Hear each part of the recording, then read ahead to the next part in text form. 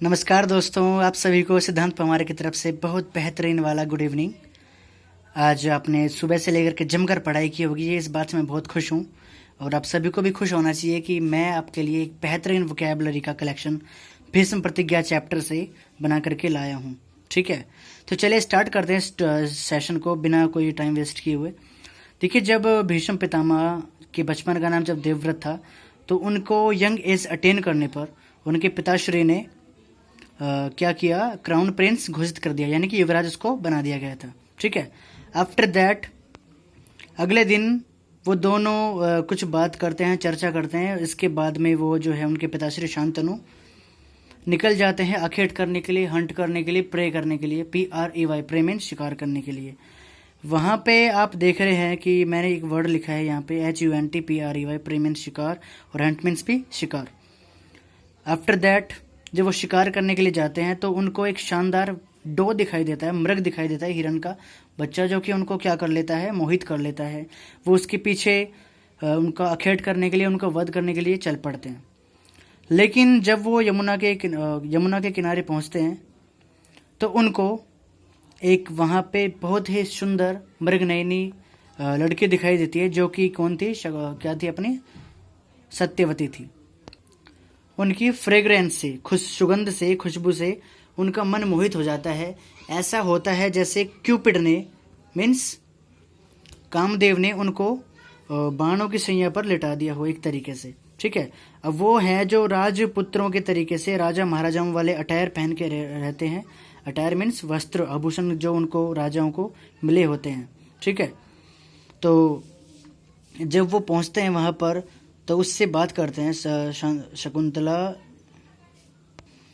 जब वो पहुंचते हैं वहाँ पे शांतनु, और उससे पूछते हैं सत्यवती से कि आपका नाम क्या है, आपके पिताश्री का नाम क्या है। तो अपना नाम बता देती है और बता देती है कि वो दशराज की पुत्री है। एंड फिर वो उनको कहते हैं कि मुझे इस यमुना के अगले वाले किनारे तक लेकर के चलो।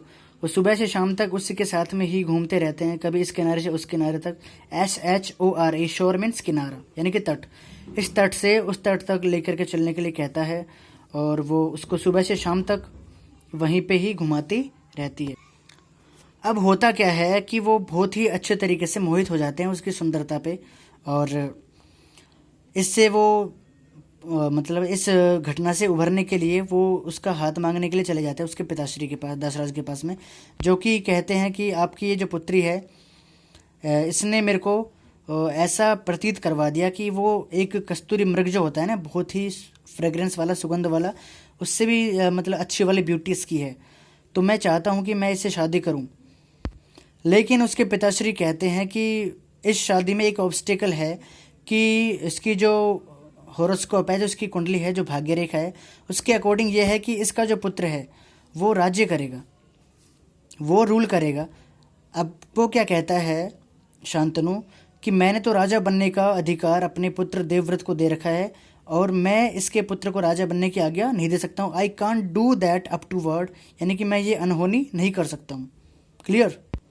अब ऐसा सुनने के बाद में वो वहाँ से उठ करके चले जाते हैं कि मैं शादी नहीं कर सकता। जब मैं ये अन्याय कर दूंगा, मान लो मैं अपने बड़े पुत्र का जो अधिकार है उसको छीन करके अपने खुद के सुख समृद्धि के लिए, अपनी खुद के शारीरिक आपूर्ति के लिए, मैं इसके साथ में, मेरे पुत्र के साथ में, देवव्रत के साथ में ऐसा अन्याय नहीं कर सकता हूँ। ठीक है।